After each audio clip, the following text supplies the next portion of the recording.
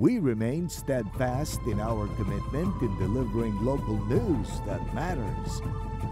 Stories that inspire. Enriching the lives of Filipinos in the Philippines and across the globe. This is your GMA Regional TV. Buong puso para sa Pilipino. Ini ang GMA Regional TV Balitang Bicolandia.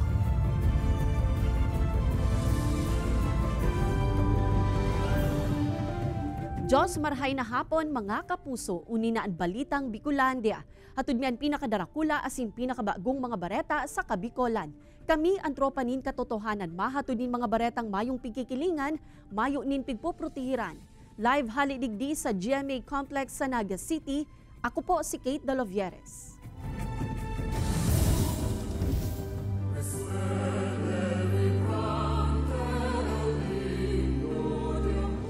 Mga nakisumaro sa fluvial procession kan mga imahe ni El Divino Rostro asin Nuestra Señora de Peña Francia, puminakol sa 1 milyon na mga katao sigun sa Joint Operations Center. Aktibidad generalmenteng naging matuninong sigun sa Naga City Police Office. Uyan report ni Jessica Kalinog. Dinakulaan na daakan 72 anyos na si Nanay Preciosa ang pagdebosyon sa patrona kan Bicolandia, si Nuestra Señora de Peña Francia. Sigun kinanay Preciosa, dakulaan nagiginibukan pagpapanata sa iyang buhay, urog na pag-abot sa salud kan sa iyang bilog na pamilya. Kaya taon-taon nagbabiyahe sindagikan sa Bikutan Taguig City, pasiring sa Naga City, nga ni isa nang makisumaro sa kapiestahan kan mahal na ina. Ang pagpapasalamat sa buhay na ipinagkaloob niya sa amin at sa talagang hindi ko malilimutan ng lahat ng hinihingi namin ay talagang pinagkaloob niya. Sa datos kan Joint Operations Center para sa Peña Francia Festival, uminabot sa 1.3 million ang crowd estimate sa naging aktibidad kan Sabado. Mas marikas asin organisado man subuot ang naging dalagan kan fluvial procession kung sa danlugan ni ina hasta sa pigaapod na landingan. Maganda at nakontrol namin yung flow ng mga boyadores. Hindi masyado sila nakapasok na penetrate namin sila. Tapos wala tayong yung unang assessment namin, safety yung ng mga responder ng mga tropa. Tapos sa flow ng tubig kasi maganda. Sigun pa sa opisyal, mayo man inarehistrong insidente o aksidente sa Naga River, mantang pigbubutong ang pagoda. Pareho kan ginibong traslasyon procession kan September 8, generalmenteng nagin matuninong man ang durasyon kan fluvial procession, sigun sa Naga City Police Office. Wala naman naiulat na major incidents. May mga reported na minor incidents sa traffic at may nawawalang bata pero nahanap at inihatid natin sa magulang. Dawa da inadagos ang signal jamming, hulikan da isubuot pag-aprobakan National Telecommunications Commission. Mayo man inaresibe o napabaretang huma sa seguridad sa syudad, sigun ki Colonel Pacalso.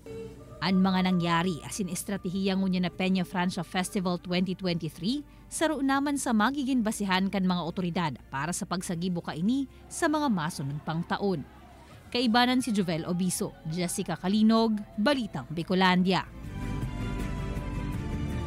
Iwal nin mga menor de edad sa kasentroan kan Naga City na ikurit durante kan fluvial procession kan Sabado, Setyembre 16. Pangyayari sa pool sa CCTV. Uyan report ni Chris Novello. Kuhaan CCTV video na ini sa Barangay San Francisco, Naga City durante kan fluvial procession kan mga imahe ni El Divino Rostro asin inang Peña Francia kan nakalista Sabado, Setyembre 16, 2023. Mahihiling sa video ang dagmang na taon na pasiring sa Plaza 15 Martires para magdalan kan pag-agi kan mga imahen. Alagad sa taho kan kasiributan kan aktibidad. Mahihiling man sa video ang pag-agi kan sarong babae kun sain nakasunod digdi ang sarong pambabaeng nakaputing bado. Aban-aban pa, bigla na sanang gininutan kan babaeng nakaputi ang pigsusundan kay ining babae na napuli sa pirang minutong komosyon. Hasta sa inawat na kan pirang persona sa lugar, ang duwang babae na napag-araman na anas mga minor de edad. Sigun po nga naman sa sarong biktima, komplainan, grupo po itong mga paspas. Kung ba kasi mga minor na kababaihan, na garo na timingan po siguro sa magbiribiri status sinda, Siguro na timingan po siya sa may lugar kayo sa mong barangay na kung saan pinagsurugan po siya kahit mga nasabi po nga mga paspas. Sa ibong kan pagiging isolated incident, ikinamundo man kan barangay ang nangyaring insidente na nataon pa sa kasiributan kan fluvial procession. Pinagihiling man kan mga otoridad na posibleng na ipagkakaintindihan ang naging mitsakan komisyon kan mga minor de edad na imbwelto sa insidente. Wala naman, I think wala namang injury o malalaking mga incident na nasugatan. So siguro sa ng mga kabataan talaga. Pigsyerto man kan mga otoridad na mas papahiguton paninda ang pagbabantay urog na sa matataong lugar nga ni malikaya na ang mga siring na insidente. Kay banan si Carlo Abunita, Chris Novelo, Balitang Bicolandia. Sa ibong kan pagtatapos na kan mga darakulang aktibidad kan Peña Francia Festival, dagmang paman giraray na bisita asin deboto ang nagpapasiring sa Basilica Minore. Ninhuli kay ni sarong linya sana ang pigpapagamit sa mga motorista na nagaagi sa Magsaysay Balatas Road. Nasa gilid pa kaya kan tinampo ang mga paratienda na posibleng pirang aldaw pang matinir sa lugar. Inabisuhan man ang mga motorista na gamito na muna ang mga alternate routes siring kan San Felipe Balatas Road asin Naga City Science High School Road para makalikay sa magabat na bulos nin trapiko. Pigsyarto man kan mga otoridad na mapadagos ang sa indang pagdeploy nin kapulisan sa lugar tanganing mamantinir ang pazi orden.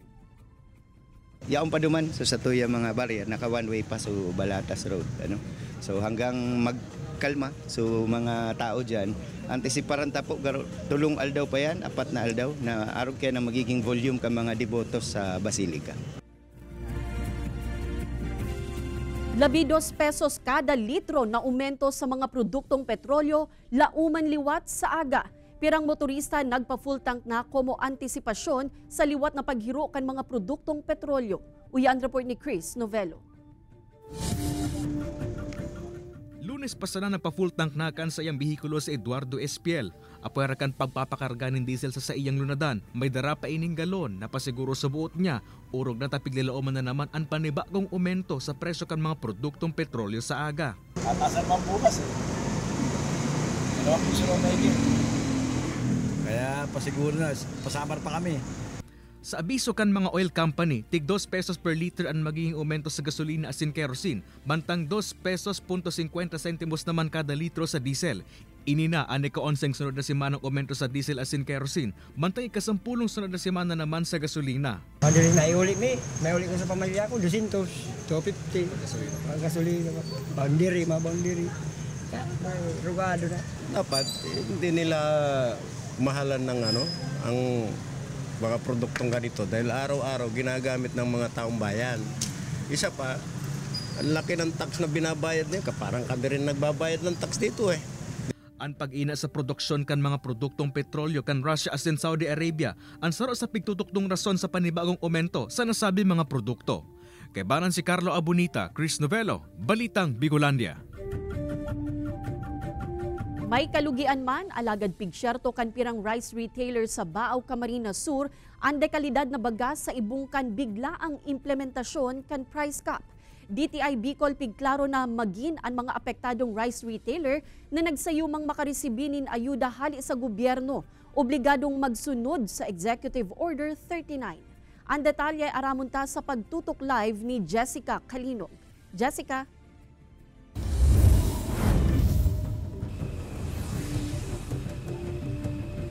Kate, susog sa Executive Order number 39, 41 pesos ang mandated price ceiling para sa regular milled rice, mantang 45 pesos naman sa well-milled rice. Dakulang kalugihan nga ni subot ini para sa mga rice retailer, lalo na ang bigla ang bagsak presyo. Alagad sa ibong kaini sa indaman na pigsyerto, ang maray na kalidad man giraray kan pigtitindang bagas.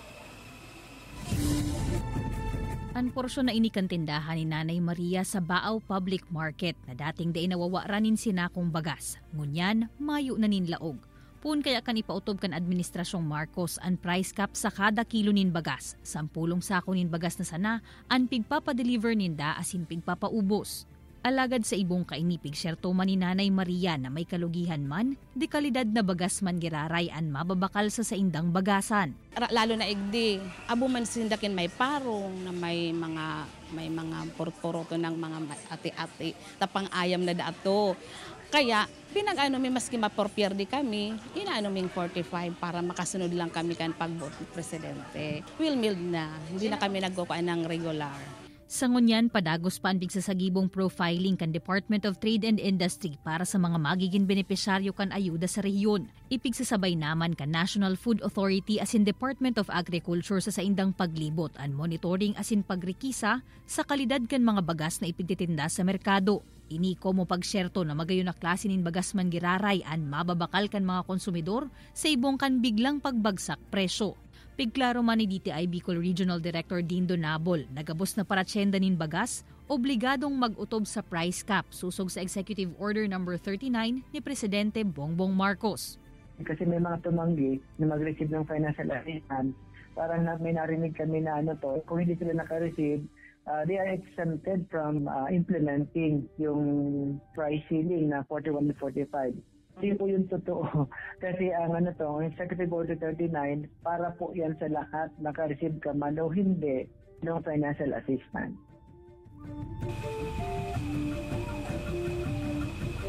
Sa datos kan DTI Bicol, Kate, labi 1,700 rice retailers na ang sa indang na monitor sa bilog na Bicol Region. Alagad kun maririsata, igwa pagiraring ni nagkapirang bagas na masalangkaw pa sa price ceiling and presyo. Sigun sa DTI Bicol, kan enot na semana kaya kan implementasyon kan price cap, may mga nakikiulay na kung pwede paubos mo na ang naenot ng binakal na mga mahal na bagas. Alagad sa ngunyan, Kate, majority kan rice retailers sa rehiyon, sigun sa ahensya, compliant naman subuot sa pigpapautob na price ceiling sa bagas. Ang mga nanonotaran man na non-compliant pa, pigaabisuhan na mag-utob na digdi. Kate? Alright, Jos Mabalos, Jessica.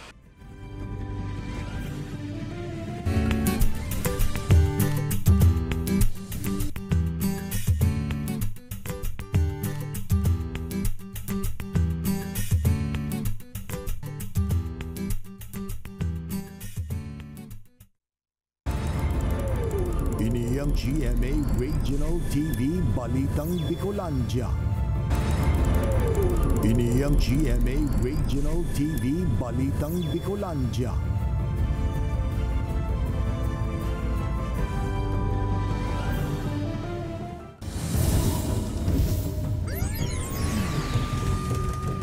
Gadan sa pambabadil ang sarong incumbent barangay kagawad sa Barangay Ugod, Donsol, Sorsogon. Binistuan biktima na si Kagawad Ferdinand Baral. Sigun sa report kan mga otoridad, nasa laog kan sa indang harong an opisyal kan bigla na sanang nag-abot ang duwang armadong lalaki asin pinaputukan ang biktima. Nagsapo nin tama sa lawas si Baral na naging resulta kan sa iyang pagkagadan. Napag-araman na saruan biktima sa mga nag-file kan sa iyang COC para sa barangay and SK elections ngunya na maabot na Oktubre para sa kaparehong posisyon. Alagad mantang nagpapadagos pa ang investigasyon kan kapulisan, day pa masabi kan COMELEC kung maikukonsiderang election-related incident ang nangyari. Depende po sa investigation. Sa ngayon po wala pa kaming pwedeng mailabas na na information kung politically motivated pa yung tungkol doon sa nangyari or personal matter po. Depende po sa report ng PNP. Gadan ang sarong persona mantang irido ang duwang iba pa makalis na tamaanin kikilat sa Purok 2, Barangay Balading, Malinaw, Albay. Sa report kan Malinaw MPS, binisto ang binawian nin buhay na si Raymark Rubia, 24 anyos. Nagaani subuot nin paroy ang mga biktima kan biglang nag-uranin makusog sa sinabayan nin kikilat. Makaliis na maaraman ang insidente, tulos man na nagresponde ang MDRRMO Malinaw asin PNP. Asin idinalagan sa ospital ang mga biktima, alagad dain na naisalbar si Rubia. Huli sa insidente, nagpagirumdom ang mga otoridad sa mga paraoma na maggilid na muna asin maghanap nin salbadong lugar, urog na kun igwang maraot na panahon, tanganing malikayan ang insidente. Pero itong duwang kaibahan niya, kaya man, kumbaga, unharmed pa no. Pero din rami giraray susaro sa siga para matikapan. Kundi susaro tugang niya, abo na magpadara. Ngayon po na sa kalagitnaan po tayo ng pag-harvest po ng palay. Kung sakasakali man po na medyo makulimlim na tila uulan o kaya umuulan, kung mapapwede po na wag muna mo silang pumunta sa gitna ng palayan. Arestado ang 2 lalaki na imbwelto sa illegal logging sa Barangay Santa Cruz, Bacon District, Sorsogon City. Sigun sa report kan Sorsogon City Police Station, nagkondusir nin illegal logging operation ang kapulisan asin naaktuhan ang nasambitan ng mga persona sa saindang illegal na gibo. Mayo kaya subuot ni naipahiling na legal na dokumento ang mga ini sa saindang pagpuputol nin puon ninyog. Nakumpiskar sa mga ini ang nasa 43 na pidaso nin mga lumber. Sa ngunya nasa kustodiya na kan mga otoridad ang nasambitan ng mga persona para sa maninigong disposisyon. 64 anyos na lalaking tubong Libon Albay, cool na nagbibisikleta pasiring sa Naga City gamit ang sa iyang 6 foot tall na bisikleta. Pagbisikleta pasiring sa iyang mga destinasyon, saruman subuot na sikreto sa marhay na kamugtakan kan sa iyang salud. Bistunta siya sa istorya ni Jessica Kalinog. May signal light na. May busina pa. Tunay na kakaiba ang bisikletang inikan 64 anyos na si Lolo Benito kan San Miguel Street, Libon Albay. Sa sobrang kakaiba, syertong mapapatingag ka pa. Taan lunada ni Lolo Benito, 6 feet sa naman. Masalangkaw pangani sa iya. Iba kaya ang mountain bike, pag nagbabike ako, ang mga bus, garo pinagkuyan ako, pipina. Araw ka din nga lang kao, dahil ako pinagkuyan. Sinda pa nag-akuyan sa kuya kong bisikleta. Taong 1980 subuot kan sa iyang gibuhon ang kakaibang bisikleta na ini. Dati 9 feet ang langkaw ka ini, alagad ka nag-edad-edad na siya, pighababaan naman ini. Kung masakay asin mababa, tamang diskarte sana. Sa nakalihis nga ning 43 na taon, hirak nin Diyos, dahi man subuot siya na didiskwido. Simple lang ang pedal ko, dahi man ako napapagan. Dahi problema, kung traffic, nailukso na ako. Ang 63 anyos na biker na si Tatay Francisco, dahi man na ibitaran na mapabilib sa kapwa biker niyang si Lolo Benito, kan magpundo ini, harani sa iyang pigtatrabahuhan. So, primero kung ito makailing dahil may palantong araw pa lang kayo itong teknik niya, ano. Hindi ko ito kaya. Ako lang kauna ito. Ang kwek talaga, itong mountain bike lang. Tamang pang-ehersisyo daan bisikleta para sa arog nindang mga senior citizen na. Si Lolo Benito, alas 5:30 nin aga kan maghali sa Libon Albay, pasiring sa Naga City para sa iyang taon-taonang panata sa mahal na inang Peña Francia. An sa iyang ipigpapanata ngunya na taon, iyuan marahay na kamugtakan kan sa iyang salud. Nganing maipadagos niya paman ang paglunad sa iyang urago na bisikleta, asin dagos pang makataunin ugma sa mga makakahiling sa iya. Kaibanan si Carlo Abonita, Jessica Kalinog, Balitang Bicolandia.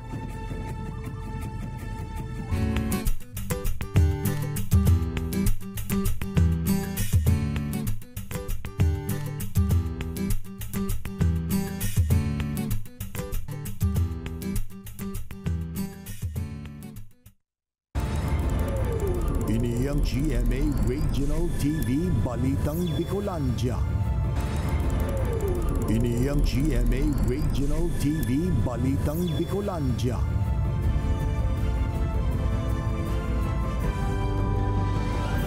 ...2023 bar examinations nagpuna kasuudma.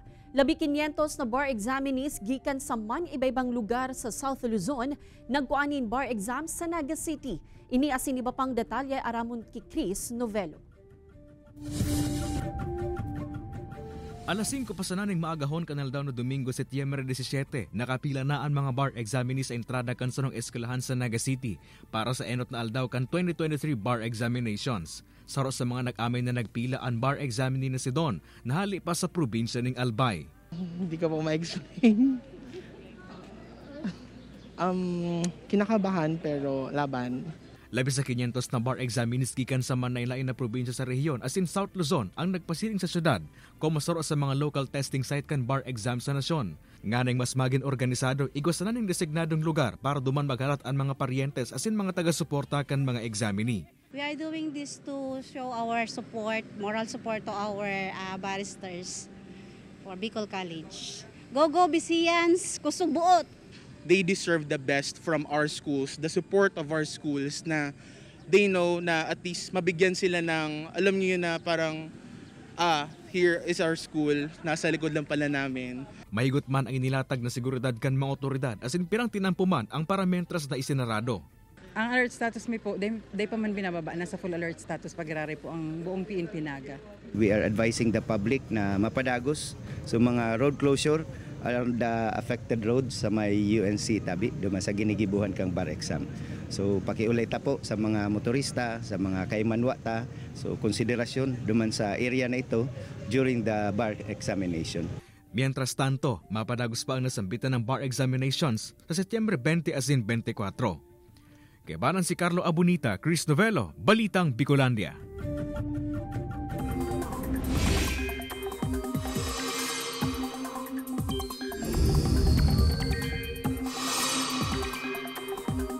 Mga kapuso, mayo pang bagong raot nin panahon na nagdadanay ngunyan sa laugkan Philippine Area of Responsibility. Nagluya naman ang habagat alagad mapadagos pa ang pag-uran sa nasyon. Huli iyan sa Intertropical Convergence Zone o ITCZ na nag-aabot sa Mindanao. Ang ITCZ ang pagsabatan kan magkaibang duros gikan sa Northern as in Southern Hemisphere. Nabibilog digdi ang mahihibog na panganuron kaya lauman ang maurang panahon sa mga apektadong lugar. May tsansa man in localized thunderstorm sa iba pang lugar. Basado sa datos kan Metro Weather, may pag-uran sa Camarines Provinces, Masbate, Albay, asin Catanduanes. May tsansa man in pag-uran sa iba pang parte kan Luzon, maging sa Visayas asin dakulang parte kan Mindanao. Arestado ang 2 persona sa drug buy-bust operation kan mga otoridad sa Barangay Bibingkahan, Sorsogon City. Nakumpiskar sa sospek ang kinakarkulong nasa 10 gramos kan pigtutubudang shabu na nasa 68,000 pesos ang kantidad. Buy-bust money, cellphone asin motorsiklo.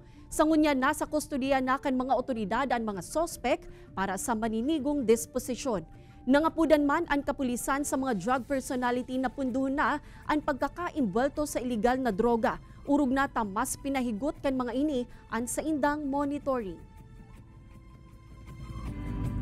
Gikan sa 800% na congestion rate kan Daet District Jail, piglalaoman na mahurus ini sa 500%, makaliis na formal nang i-activate kan BJMP Regional Office 5 an sa indang annex building sa Banwaan kan Labo, Camarines Norte. Dakulang bagay subuot ini sa mga persons deprived of liberty, hulita dainan ni dakaipuhan na magsuruksukan sa sadit na pasilidad. Daiman subuot kay ini maaapektaran ang numero kan mga personahe sa Daet District Jail, hulita igwaman nin itatao ang regional office.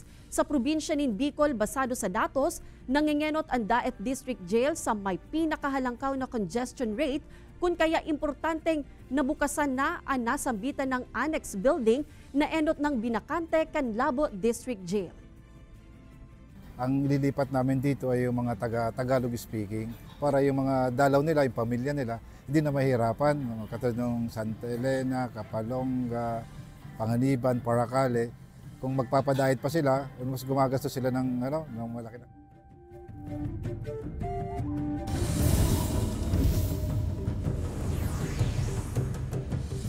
Boiling Lake sa Nito Albay saro sa bagong destinasyon kan mga turista sa probinsya.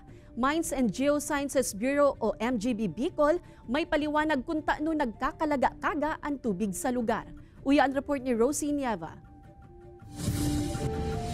Apar sa gayon kan Bulkang Mayon na kadalasang pigdadayo kan mga turista sa probinsya nin Albay, saro sa bagong destinasyon kan mga bisita ang Boiling Lake na mahihiling sa barangay Nagutkot, Manito, Albay. Sa sobrang init ka nagkakalakagang tubig asin laboy sa lugar, kaya subuot ka ining makaluto nin sugok asin iba pang root crops. Sa 15 minutos ng ibuntog mo dyan, lutong-luto na. Kumuha ka araw ka na laugan, mga butas-butas na yan, dyan, naluto yan. Alagad sa ibong kaini, dahil manawawara ang piligrong dara kaini sa mga hayop asin tao. Kaya ang mga residente, pigi-ibahan muna ang mga nagpapasyar sa lugar para malikayan ang mga aksidente. Mantang nagkonstruhir naman in pathway asin pasilidad ang lokal na gobyerno para dumansa na magtinir ang mga turista. Sigon sa Mines and Geosciences Bureau, yaon sa laog kan Pokdol Mountain San Manito na igwanin mga inactive volcano na saro sa rason kung taano ta igwa digding Boiling Lake dawa harayo naman sa Bulkang Mayon o sa Mount Bulusan. Base dun sa ginawa naming aerial photo interpretation ng US Army pa noong 1951 na aerial photos that are available sa holdings namin, lumalabas na meron mga 8 or 9 na volcanic centers diyan sa area.